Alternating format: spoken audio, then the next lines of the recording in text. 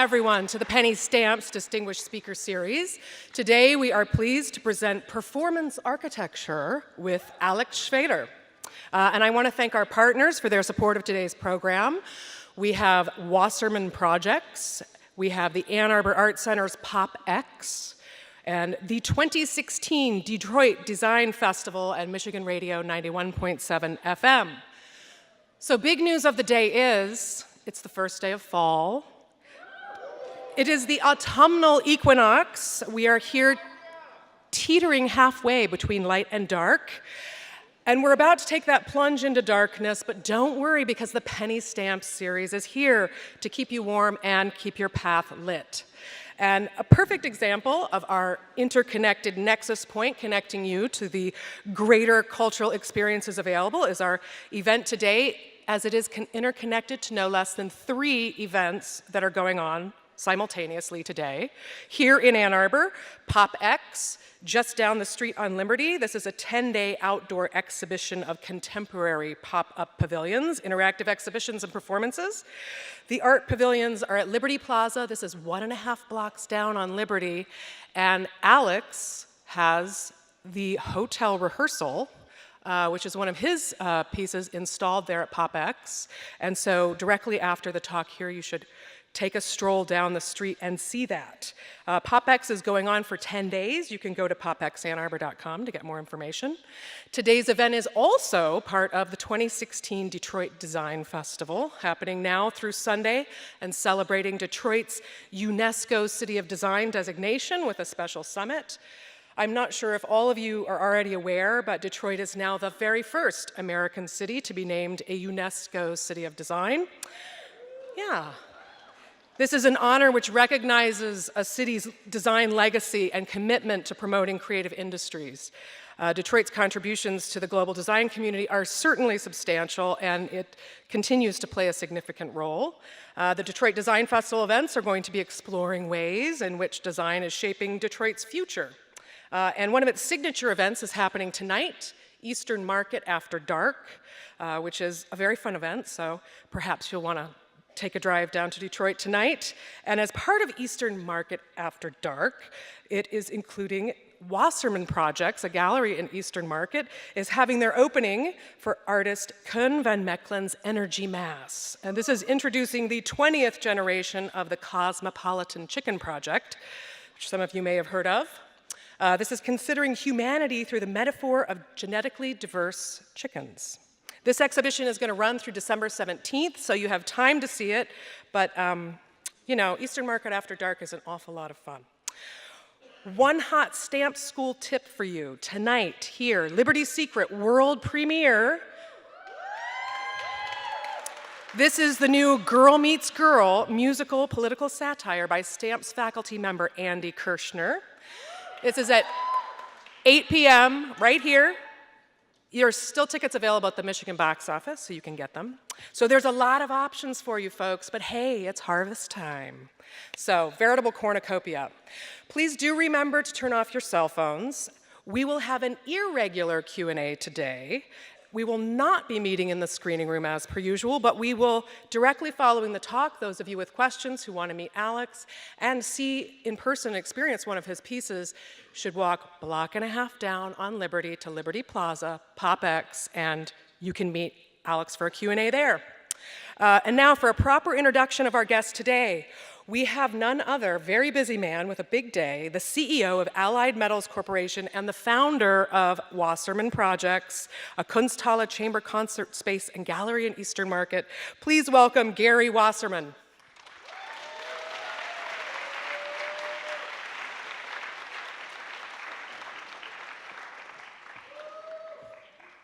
So I'm an alum of this august institution. And I have never been in this building, or if I was in this building, I was in no condition to remember it. That's a question. And so when I came in here and I saw this organ playing, oh my God, I was overwhelmed. And on top of it, it's red, and to me, anything that's red can only be good. So it is my honor and pleasure to introduce you to Alex Schweder, a remarkable architect and artist and dear friend. We met more than 10 years ago when Alex participated together with Richard Barnes in an exhibition at Cranbrook during the time that the museum was under reconstruction. And so there was an art and science program that was done in the Cranbrook Science Museum. There was an installation there that was so memorable. It was so incredible to me. It was a room, maybe 10 foot by 10 foot of just white, and projected on it were birds, just flocks of birds flying around. And it was, in fact, an image of the birds flying over the American Academy in Rome. And that was the first work of Alex's that I ever saw. And I had such a visceral reaction to that. When art moves me, I feel it physically right here. And I knew that there had to be a connection between me and that artist, and there certainly was, because from our first meeting, we became very good friends and have been so ever since.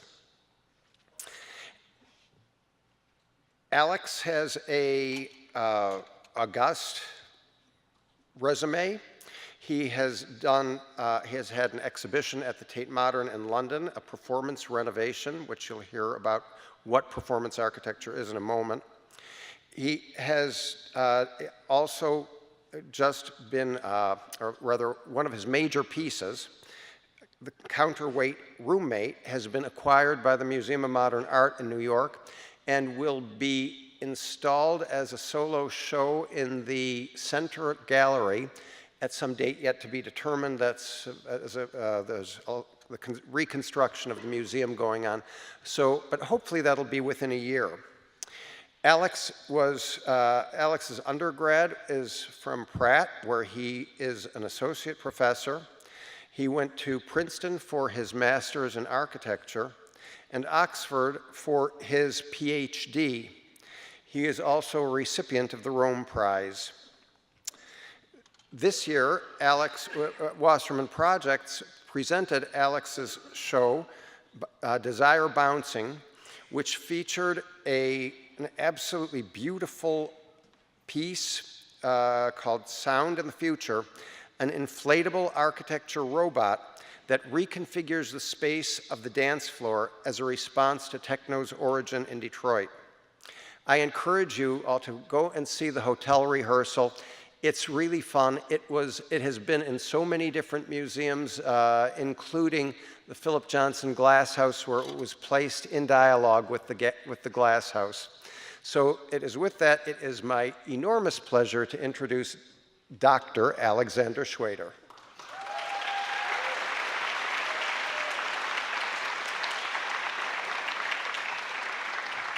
Hello, everyone. Thank you all for coming. I can't see any of you. I'm like, whoa, blinded by the light. I want to thank you guys for coming tonight. It's really an honor to be here. I want to thank Penny Stamps for her support of the lecture series, Christina Hamilton for her organization of the series, and Gary, who's just very close to my heart. So I'm going to talk about something I call performance architecture tonight. And I come from, as Gary spoke about, I come from a background of architecture.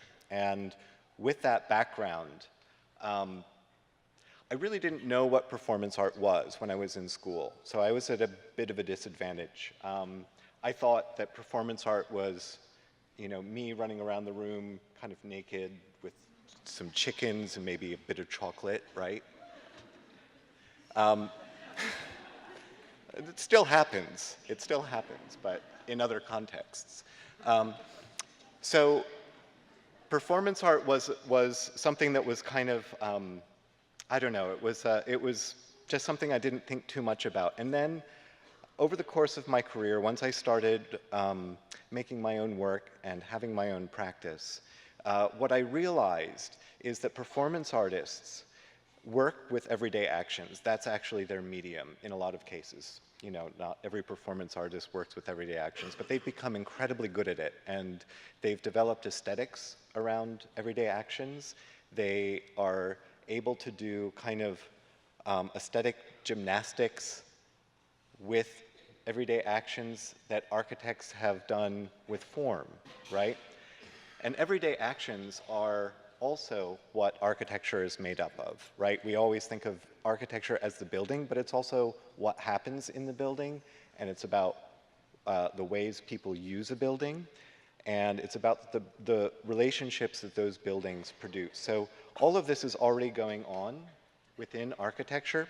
It just hasn't been framed as a kind of thing that we can be poetic with so much. You know, it's usually thought of as something that's fixed, and we rely on assumptions. We don't really talk to people. So this term performance architecture it just kind of became a question that I've been working with for maybe 10 years.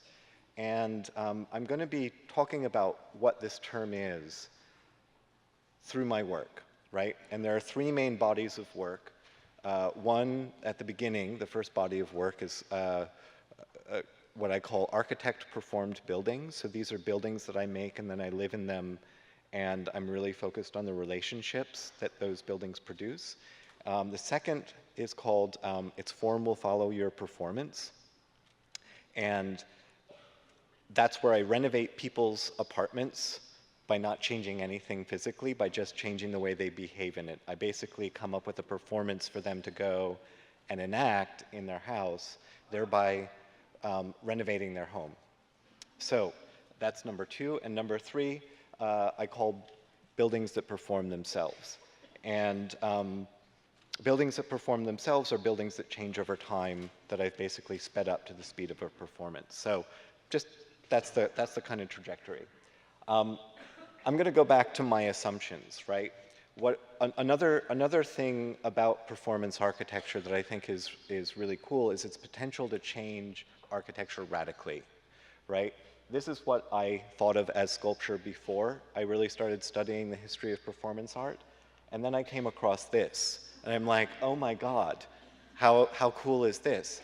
And so my question, of course,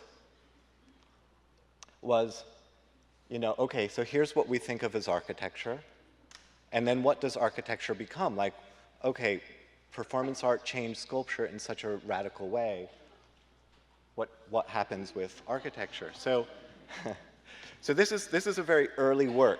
This is a very early work. It's called the Bibarden, and I spent, I don't know, maybe 3 months in the Midwest in Sheboygan, Wisconsin, at the Kohler Plumbing Fixture Company. Do we have anyone from Wisconsin here tonight? Excellent. I love Wisconsin. So this work was before I started really thinking about architecture as performative. It's from 2001. I'd say maybe I started working with performance art as a kind of a deliberate investigation in 2005, 2006, something like that. But retrospectively, I realized that what this toilet is doing is it's giving a sort of complicated set of instructions. When I made this, I was thinking, oh, you know, I want to make a urinal that references an anomalous body, because usually they're serial. They tell us that we have perfect bodies. They get rid of everything that might be messy about our bodies. So this work. Oops, what's going on here, guys? Oh, there we go. Okay. So this work kind of gives an instruction to stand too close to somebody else, right? And it's broken psychologically, except it works perfectly as a urinal. You know, it does everything the urinal wants to do. So thinking about objects and buildings and spaces and everyday things as giving us instructions for how to behave, we can start thinking about architecture as a script for our performance, right? You know, you guys came in here and immediately you knew that you were supposed to sit down somewhere because there are seats everywhere. And the reason you knew that seats were doing that is because you're kind of used to sitting in them, right? But if everyone else was standing on them, that would kind of break your habit of how to use this space. So breaking of habits is a big theme in my work. This is the work that Gary mentioned that's going to be on view at the Museum of Modern Art sometime in this coming year. It's called Counterweight Roommate. And in addition to giving us instructions for how to behave, buildings also produce relationships. So if you think about, well, there's me and you, right? There's this thing, and this stage divides us, right? It creates a you, plural, and a me, right? Like that's, the space is kind of constructing this relationship where I'm kind of delivering something to you guys. And so spaces are doing this all the time. We're just not used to talking about them in that way. So the works that I've made that explore relationships, I make them with another artist named Ward Shelley, who I've been working with for about 10 years, and this is a co-authored piece. There's another view of it. It's a 2-foot wide building with 5 stories in this version. So the bathroom is on the bottom, the kitchen is on the top, and we're each tied around the waist by a rope. And the way that we get from floor to floor is using each other as a counterweight, right? It's called Counterweight Roommate, kind of explains itself. So we meet in the middle, but every time Ward needs to go to the bathroom, I need to go to the kitchen, right? It's kind of like, you know, one puts in, one puts out. But the building basically requires us to cooperate. Like there's no, if we need to do anything, we need to cooperate. And that's what living in this building does for us. And when we do these performances, we occupy them 24 hours a day for a set duration.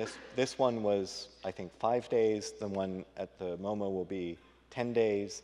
And you know, a lot of people ask us, well, is this just kind of a stunt that you're doing, you know, living in these things? And my answer to that is, it's how we figure out new work, right? Like what we go into these things thinking we're going to do is often not quite what we wind up experiencing. So cooperation, right? That's what this one was about. I'll talk about some other works later and kind of unpack the pieces that they made. So there's a drawing of it as it will be in the Museum of Modern Art. It's 7 stories instead of 5 so that people could see our beds at night.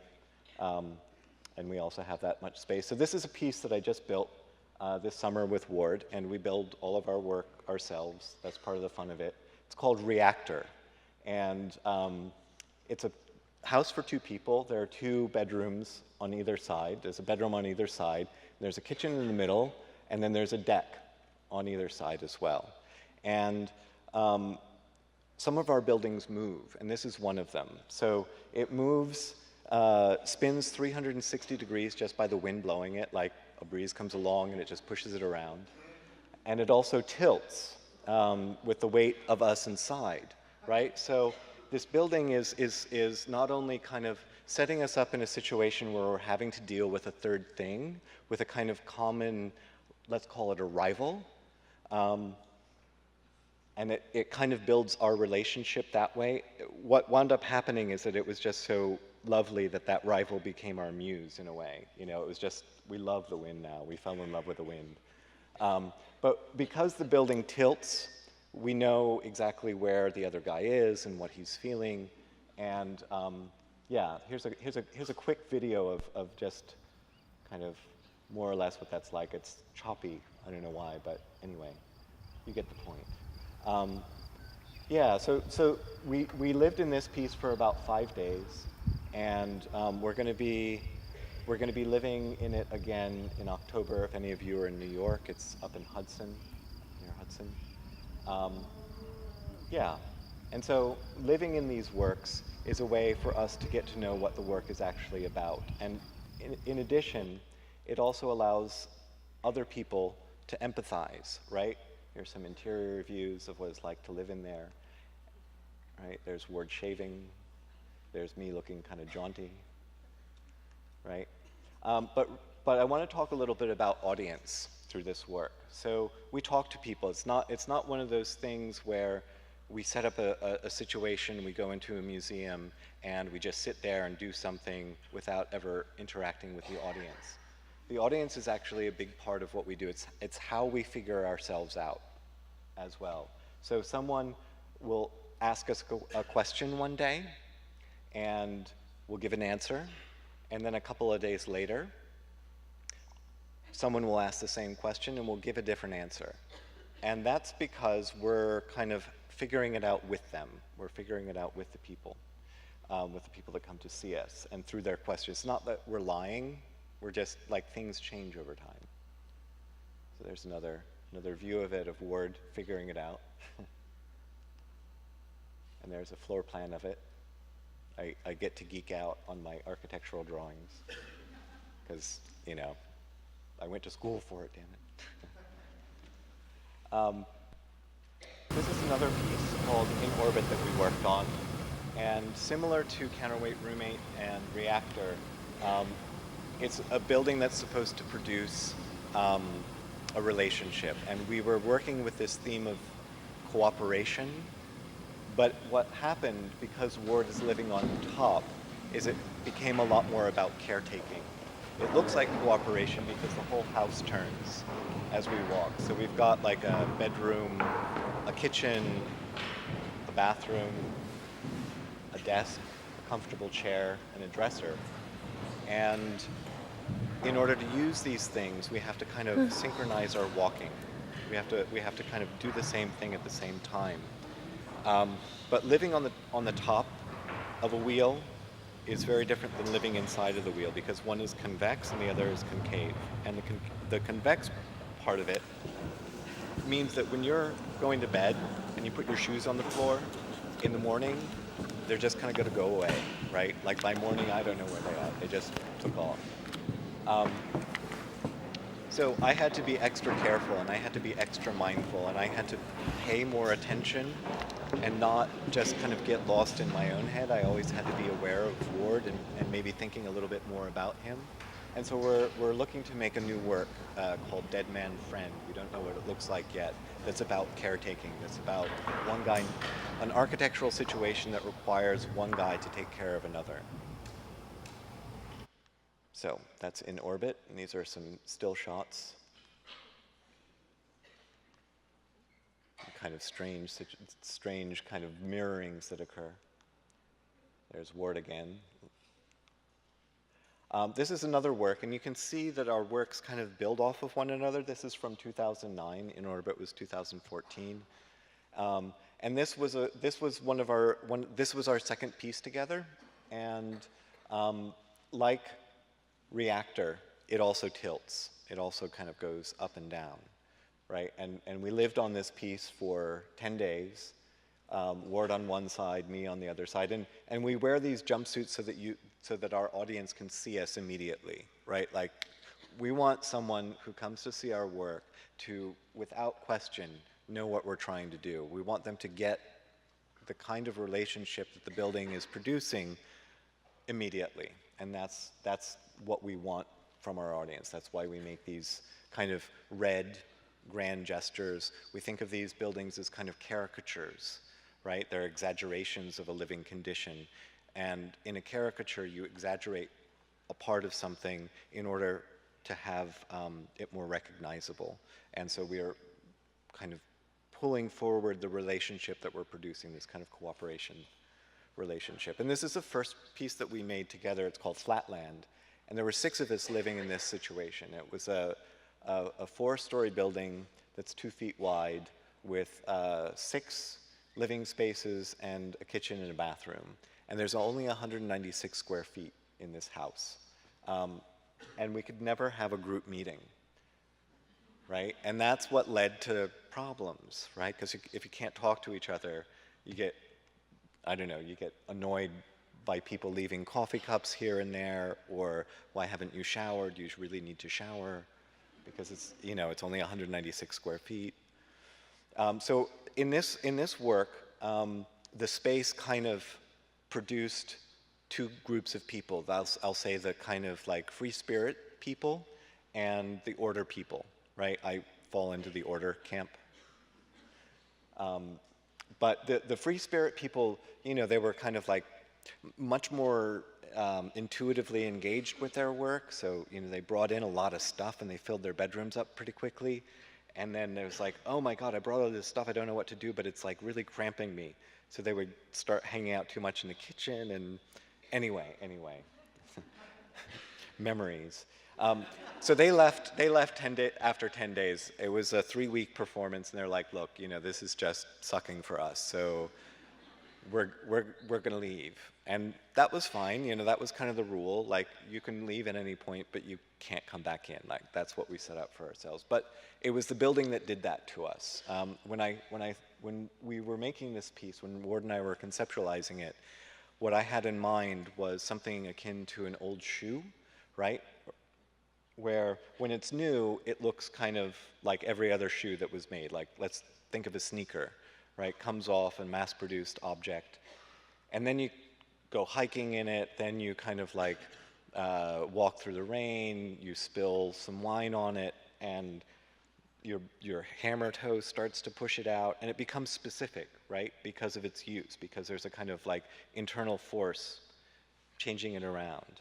And I thought that that's what this would be, but it was so constrictive that basically everyone just went into themselves and started doing very interior works or a lot of reading. Some detail shots of that. I'm going to go a little bit quickly through this piece. This is one that I did on my own without Ward, but we're going to be revisiting some of the themes that were produced in this one. This one was made for the 2012 Marrakech Biennial. It's called The Rise and Fall. And the image I just showed you was the Royal Theatre. And the mayor of Marrakech in the 80s went to Paris and saw this theater, the Garnier Opera. And he said, wow, this is what we really need here in Marrakech to make us an international city, right? But it's Paris, and there's a history of opera, and it's Morocco, and there's no history of opera. So what wound up happening is they built this building, but never wound up finishing it. It was politically kind of charged. They finished everything around it, so it's a kind of event space, but the main kind of auditorium, that's how it is. That's how it was, that's how it is, that's how it will be, just kind of unfinished. But it made a great place to kind of think about architecture on stage and performance architecture. So I made a work that also tilts, but this one involved the audience, so any of you guys could just come in, right? And there was a record player at either end of this tipping building.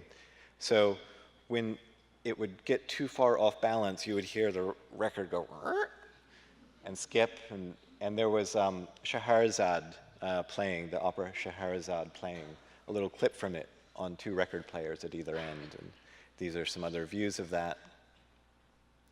So this is the range of movement that it has. View from below. There's our record player. So that kind of concludes that. There we go, free architectural advice. It's worth that much. So that kind of concludes the architect perform buildings portion, and now I'm going to go into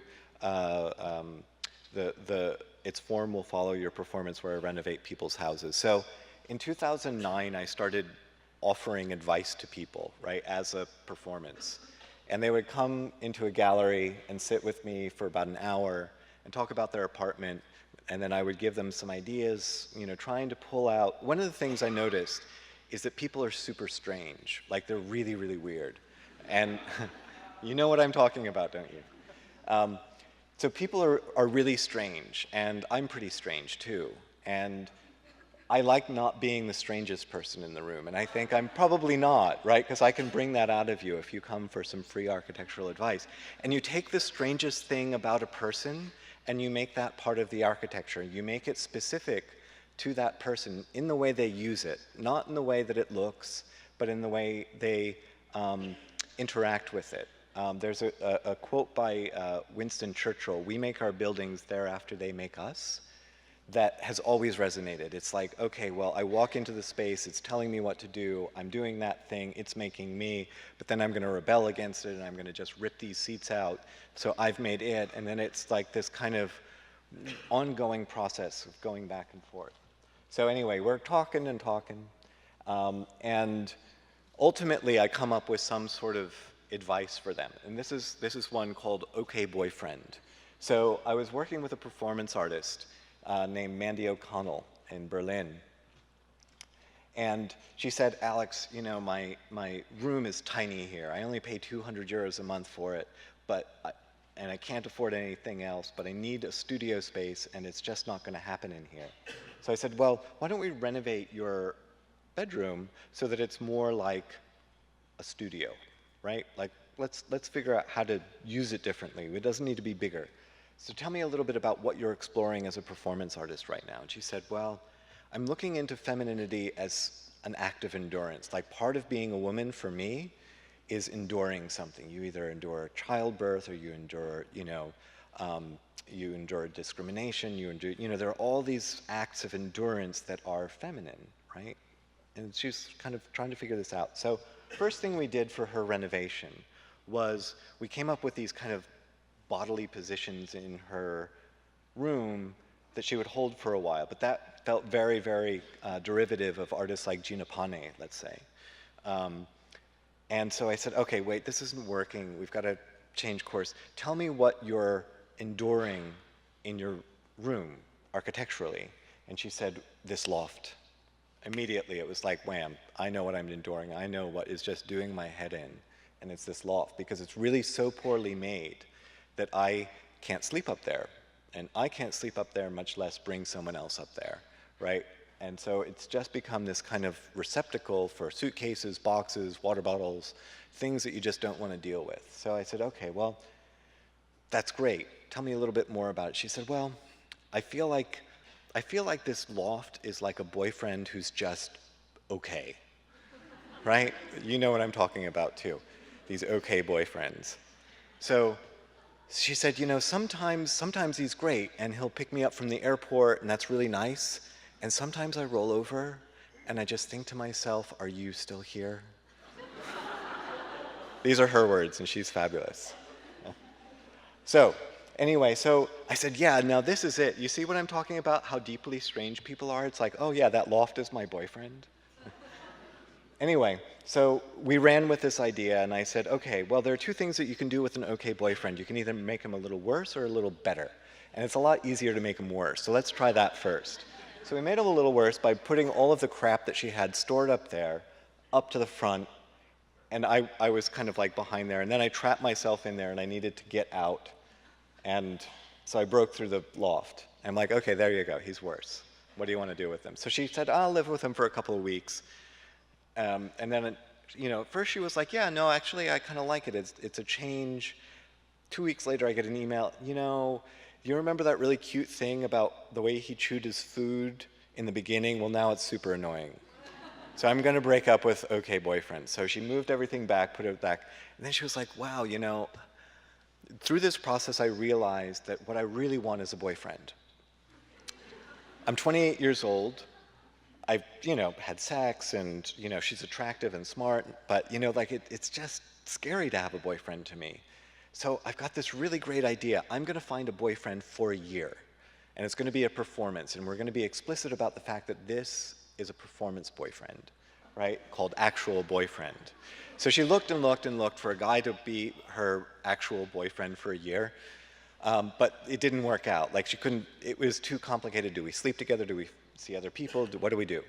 Couldn't do it. So anyway, this photograph here is the corollary of a floor plan for a performative renovation. So you see certain architectural conventions, but I dress up like my clients, and then I go to their house and I do the thing, and then I'm photographed doing the thing, and then that photograph hangs in their space as a kind of instruction for them to do this performance that will renovate their house. So that's what this image is. So there's me dressing up like Mandy, there's me dressed up like she said her boyfriend would look. Anyway, boyfriend never happened, but she started working for her mentor, and her mentor is obviously a lot older than she is. She was doing things like cooking and keeping him company, taking him to museums. You know, at 84, he needed a little extra help, and so he was paying her to just kind of help him out. It's never been a sexual relationship, but they got married, right? Because it just made sense. right? There are ways in which getting married makes some sense. And one of the things that made sense is that he's got his own place, and it's a really nice place in a really great area of Berlin, and she's got a crap place in Kreuzberg, which is, you know, kind of an edgier area. So they got married, and now they spend some of their week at his house, and some of the week she stays at her house, like having sex. And in the other house, she's not having sex, but she's like performing a marriage, right? She's doing those things like that she really loves. It's, you know, she's got routine, she's got company, she's got things she needs to do and purposes that when she's in her other room, it's just like, you know, time can pass and it can just like get sucked into some vortex. So that's not happening anymore. So she goes to that vortex sometimes, and sometimes she goes to a very structured environment. And so her renovation was really about enacting a different part of herself in different places that she can't quite hold together in the same place. Like it feels too restrictive to always be at Andre's, and too kind of like messy to just be at hers. So yeah. These are other instructions for different renovations. I renovated someone's apartment to make it into a restaurant, and so we wound up serving food in bed and in the bathroom and everything like that. So I'm going to go now to that kind of concludes the free architectural advice that I'll give you. I still do this work. If any of you want some free architectural advice, I'm happy to give some. This is now sort of starting the buildings that perform themselves. So this is a piece called A Sack of Rooms All Day Long. And it's basically 4 rooms from an 800 square foot house that are stuffed into the skin of a 500 square foot house, right? And they inflate at different times. The exterior skin doesn't inflate, it's just like there, and these are put in it. But then these rooms on the inside, they come on and off at different times, and at a certain point, that exterior skin becomes a restriction, and the living room needs to steal space from the dining room, which then like pushes the bathroom out of the way, and the kitchen goes away. So it starts off as this, so this sequence that you saw takes about 8 hours, and is sped up really a lot. But that speeding up, you know, I sped this thing up for you because we don't have much time together, unfortunately. But I've also sped up a building. It's full scale. It's like, I don't know, 30 feet by 20 feet by 12 feet high. And its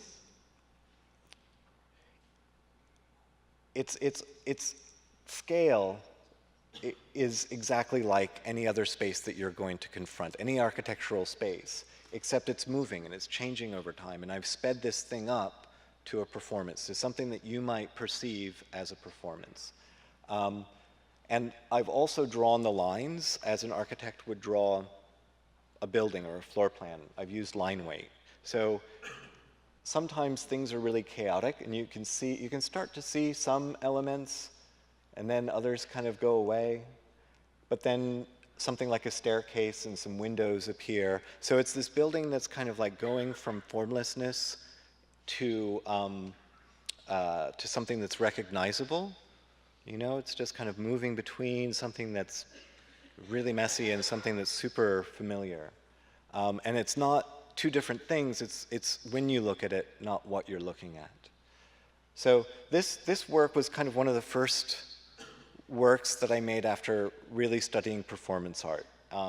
And I've come a long way since then. You know, the last body of work that I showed you, the Its Form Will Follow Your Performance, is a lot closer to something that I think really challenges those boundaries between performance art and architecture.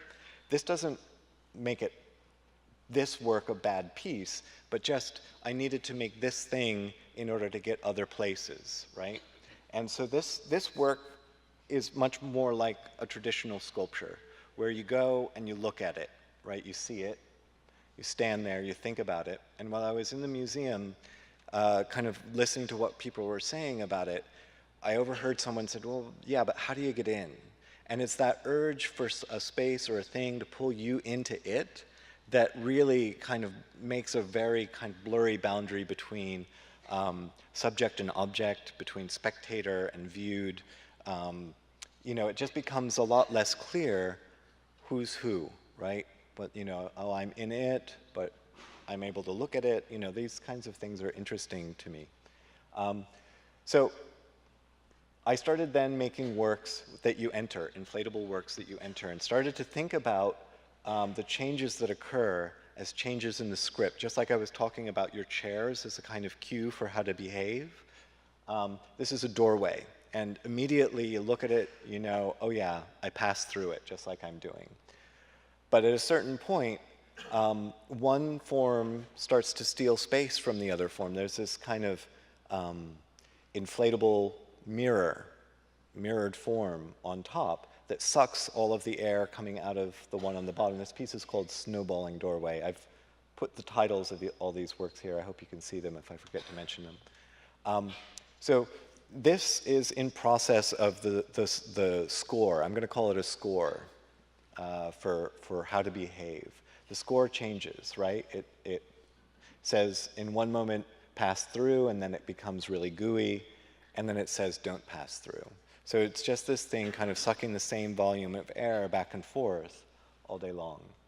And here's a quick video. Just, when I started working with inflatables, I really liked their quality, not of like complete finished forms, but rather something that's transitional. I like the idea that architecture can be gooey and leaky and, you know, kind of fleshy like my body. Like, this is not the kind of architecture that we're used to seeing. But, you know, it's architecture. It's big. You can go in it. It tells you what to do.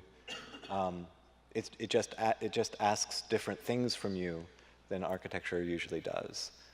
This is a work that I made right after Snowballing Doorway called Roomograph. And it's a glow-in-the-dark piece. So it's a room that takes your picture, and it entices you into it with fur, right? You have to think about, like, oh, well, you know, here comes someone through the gallery door. What's going to make them want to come and engage with this thing? What's going to make them want to come sit down? Fur. Who doesn't like fur, right? So I found this glow-in-the-dark fur. And when you sit in it, when you're still, the lights, which are UV lights, they kind of take a picture. So here's an example of that. Just like one of those old photographs, right, where they would just lay things on a photosensitive paper. They were called rayograms, right?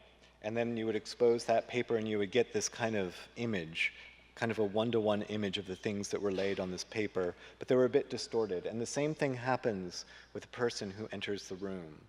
And I found that at the end of these people's experiences with this piece, that they would actually start, this is I guess 2011, so it's, you know, selfies were a thing. I wasn't doing them at that time, but they were a thing. But people have become so used to their own awareness about their image and the ways that they produce images, that they start changing their behavior. You know, they start looking differently, they start posing. So people, once they realized that this piece was actually recording their occupation of it photographically, they started posing. You know, it's like they would like lay on it, kind of something like that, and they would take a different kind of picture in it. So that relationship of space and behavior and how a space can really entice you to act differently is again kind of tapping into this idea of performance art and architecture. And I came up with that term performance architecture because I do rely so heavily on the thinking that's been developed in performance art. This is a work from this year called Slowly Ceiling. It's basically a big room with a big carpet and 2 sofas on it. And then the carpet starts to inflate, right? It starts to just swell up. And it pushes the 2 sofas, which were originally facing back to back, it rotates them 90 degrees and makes a bed out of them. that the two people who are laying down in them see. So that's a view of it. I installed this piece this summer. There's a museum in north of Germany. So there are the two sofas. You know, there's a carpet. Looks nice. There it is from another angle. And then the carpet just starts to fill with air, right?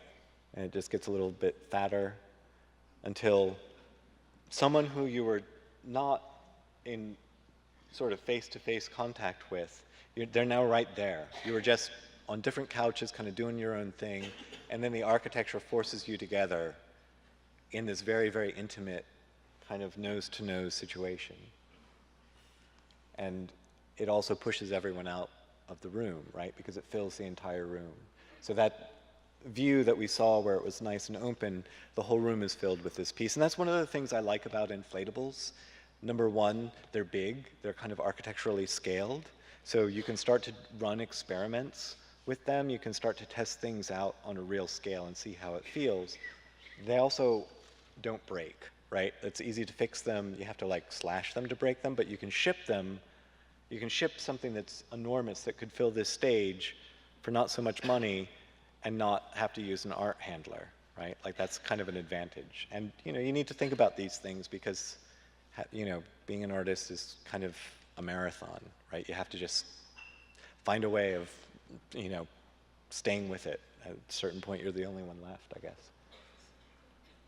So this work is the one that I premiered at Wasserman Projects called The Sound in the Future. And it is basically, I started thinking about inflatables in many ways, right? This piece was this year. I started thinking about a dance floor, right? I had this, I like dancing. So I go out to clubs and I dance, and I'm not very good at it, but there's a lot of enthusiasm there. And when I was living in Berlin for a while, and there's this club called Berghain, which is just one of the most amazing clubs I've ever been in. And it's in this old electric factory, and I really fell in love with techno music there. And you know, you get obsessed about something, you learn its history, and I learned that, oh my God, like techno music is from Detroit. So this work, as Gary mentioned, is a kind of homage to Detroit techno, right? What I think is amazing about Detroit's history with techno music is that the artists who, at the very beginning, sort of came up with this new sound, this new way of making music, was that they took the things that had put them out of a job and made their lives miserable, which are these kind of electronic robot things, right? Automation kind of just was not so good for them, for their community, at least. But they then took those sounds that automation made, and they started making music to it, and they started dancing to it, and there's like, wow, you know, I'm just going to take it back. I'm just going to take it back. So for me, techno music is not just like a good dance beat. It's also quite political and social. And you know, anyway. So this work is silver, as you see, and furry, and it's the same form repeated 6 times. So it makes this 15-foot square cube. It moves very slowly, and so I took one of my favorite techno pieces, and I slowed it down from 50 minutes to from 5 minutes to 50 minutes, right? So it's now like super low, and it's almost like Buto. So it's kind of techno meets Buto. Also, while I was in Berlin, I realized that the best dance floor is a small dance floor.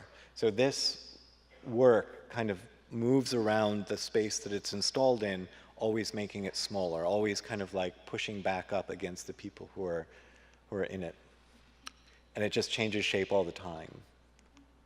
It kind of engorges and disgorges. Fans come on and off. It's got about an hour-long cycle, but you know, there's no right or wrong way for this thing to go. It's just kind of doing its thing.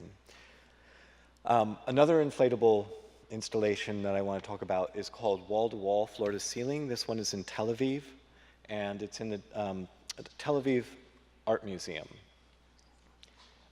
And the space that I was given, it was enormous. It was absolutely huge. So it's good that I worked with inflatables, because you could just kind of like come along and put some few of them in there and they take up the whole space. So it's maybe 120 feet long by 40 feet, and that's the gallery space, but the ceiling height is only 9 feet. So you had this very kind of compressed thing. You had this very compressed space. And I installed, whoa, huh, we seem to have a hiccup, guys, that's not appearing on my thing. Anyway, let's see. Yeah, that's good. There we go. No problem now. So there are 6 forms that are attached to the ceiling which are white, and 6 forms on the ground that are gray. And parts of them have fur on them. So you can see in your upper left-hand corner, there's a kind of seat-like form with hair on it. There are bed forms and doorway forms also. They come and go as the space reconfigures. So there's the bed form. So these forms are always just pushing each other out of the way, using this really, really low ceiling as an advantage to create a space that's always changing. And you can kind of pass through the middle of these forms, and they reorient the pathway, so the space is always changing. It's volatile. There's someone sitting on the bed. And I'm really much more attracted to these kind of interstitial moments, these kind of in-between things that happen, where that doorway that you just passed through is now kind of flaccid, right? It's just like it melted or something. And then it comes back. It comes and goes. So there we have it. There's that doorway. There's the bed again. This is the last work I'm going to talk about. And I'm going to, as Christina said, I'm going to take questions outside on Liberty Plaza near this piece. So this work kind of combines a lot of things that I've been working about. That's why I saved it for last, because it's kind of a hybrid of things. In 2013, I was asked to make a work for the Biennial of the Americas, they called it, and that's in Denver. So the city of Denver said, okay, we're selecting you 4 architects to take on these challenging sites in our downtown area and come up with just an idea for what you could do with it. I was given parking lots. You can see, these kind of asphalt parking lots. They're all over downtown. There are a lot of them, way more than there need to be. And they're not good uses of urban space. They're just kind of hot in the summer.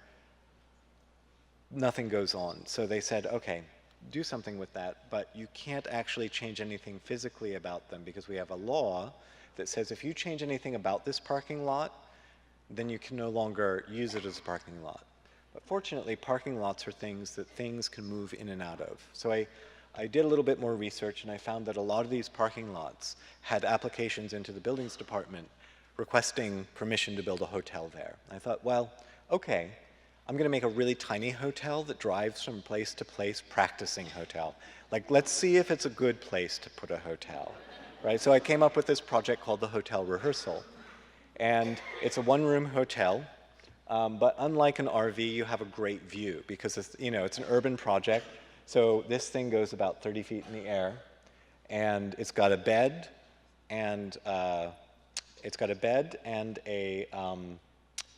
a sofa that kind of push each other out of the way, like a pop-up book. It's got a shower in there, it's got a toilet, it's got a sink. So all of these things are inside. It's air-conditioned, it's got lights, curtains, all of that. So here it is in the morning, right, just doing its thing in downtown Denver.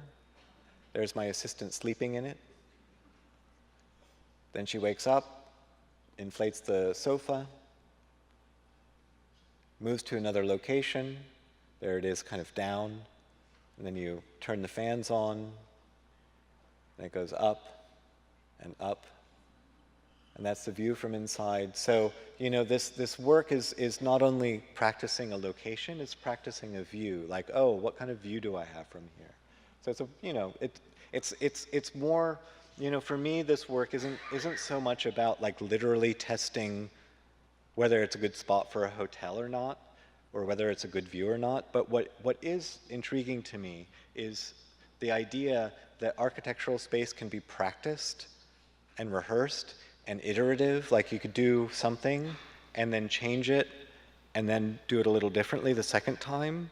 And that's not the way we think about architecture. We think about architecture as, okay, well, we're going to like plan this thing for 10 years, and then we're going to build it, and if it's not right, too bad, right? Thinking more about space in terms of its performative qualities, I think has the potential of radically transforming the way we think of architecture. Gary mentioned that I got my PhD, and I did that almost tongue-in-cheek because I wanted someone to call me doctor, right? So thank you, Gary, for using my new title. Because I want to practice architecture as a doctor. You know, those sessions were a lot like a therapy session. And I thought to myself at first, oh God, you know, am I really doing this soft-headed thing where I, you know, talk about people's feelings about the way their apartment is, and that's really lame. But then it became really cool, right? I'm like, okay, well, if that's what it is, I'm going to run with it.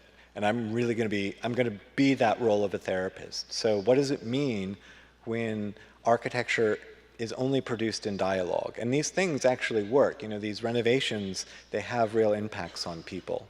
Not anything that's trying to fix a problem, but it's more about how can I, as an architect, help someone become who they would like to be through the space that they live in, right? And that's a really interesting way of thinking about something, not approaching it from a sort of more traditional way of like, oh, let me get to know you, what are your habits, and how can I make a house for you that really suits who you are, right? I want to make a house that suits who you are, thinking, in fact, that we're fixed beings. Like, we're not. You know, we're changing all the time. We get tired of things. We get excited about things that once repulsed us. You know, like my relationship with performance art and the way I opened it up with chickens and chocolate, you know, like that was one day, and then I spend a little time with it and I'm like, wow, I want to make my life's work about this thing. So we change. So buildings aren't necessarily great at conceptualizing those who use them as changing. So anyway, that's the potential I see in this kind of work, and it's, you know, hopefully some of you guys will find it interesting and incorporate it into your practice, not in the way I do it, but make it your own. Like, that's super exciting for me. If you think this is interesting, then hack it, you know, and make it your own. Like, that's great. So then the curtains go up again, and my assistant goes to sleep, and that's her view from the roof.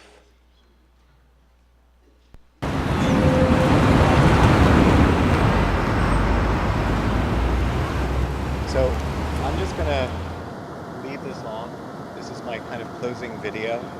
I want you to see a little bit about, you know, since it's not going to be driving around and I can't have people up into it tonight, I just wanted to let you guys get a sense of like what it looks like in action. So again, here's the view. There are always fans running. Then the curtains come down. And the bed will transform into a sofa in a minute just by kind of flipping a switch in that pop-up book way. I was super excited when that actually happened.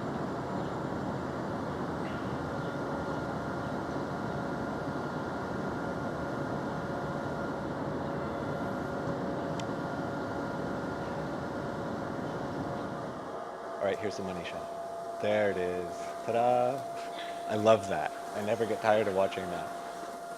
Okay, so with that, with the money shot, I'm going to say goodnight to everyone. Thank you so much for your attention. And I'll see you at the hotel rehearsal, Liberty Plaza.